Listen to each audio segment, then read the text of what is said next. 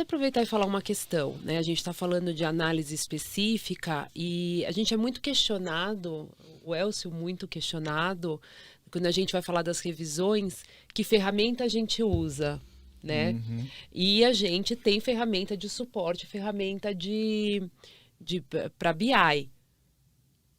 A ferramenta, ela vai nos permitir destrinchar a informação e obter informação de maneira mais rápida.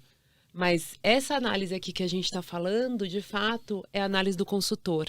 Sim. Então, assim, uma vez que eu identifiquei esse ponto, com toda a abrangência, muitas vezes a gente pode ter também um plano odontológico, Sim. né? Outras questões que, de novo, que a gente estende um pouco em relação ao clássico de hub, né? E a gente vai, por exemplo, para um odontológico ou para algum outro tipo Benefícios de modo geral, né, benefícios Flávia? de modo geral. Nesse caso específico, deixa eu analisar onde fica essa operação, então, para eu encontrar mais elementos, para isso já fazer parte do meu histórico de análise, do meu histórico de revisão, para que, de fato, exista uma tranquilidade para, quando questionado por uma fiscalização, se o caso, que se possa demonstrar essa... Robustez.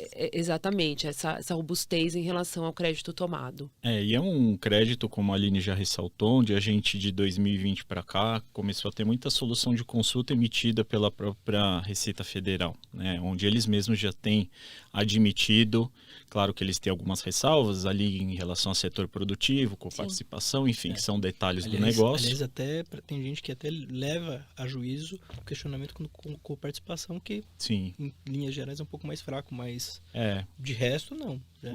O que a Receita alega muito é que quem arca com o ônus é o funcionário, não é a empresa. E ele não teria esse direito a essa parte do crédito. Mas existem as discussões.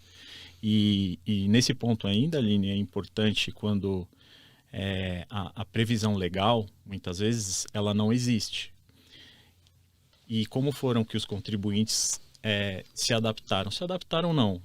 Foram astutos no seguinte sentido. A gente não tem, com exceção do Vale Transporte. O Vale Transporte, sim, ele tem uma lei própria, que acho que é de 97, 87, não recordo acho que é agora. 98. Enfim, ele tem a lei própria. Então, ele por si só já estaria amparado na imposição legal, né? Agora, a gente não tem, do mesmo modo, uma lei de Vale Transporte, uma lei de plano de saúde, plano odontológico, de auxílio creche, seja lá qual for o benefício que a empresa quer ofertar aos seus funcionários. O que precisa ofertar, né? Exato.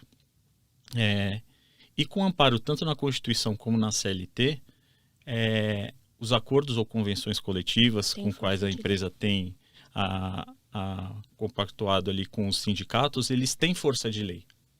Tanto a CLT como a própria Constituição Federal, no artigo 7º, diz que acordos e convenções coletivas têm força de lei para as partes. Sim. Então, com base nisso, a Receita Federal também aceita que você tenha, não uma lei, mas sim uma convenção ou um acordo para que você esteja enquadrado dentro desse quesito, mais uma vez, do insumo por imposição legal. Então, é importante dizer que no desenrolar do trabalho, é muito importante que a gente analise esses acordos ou convenções, e muitas vezes já aconteceu de eventualmente a empresa não ter isso e a gente a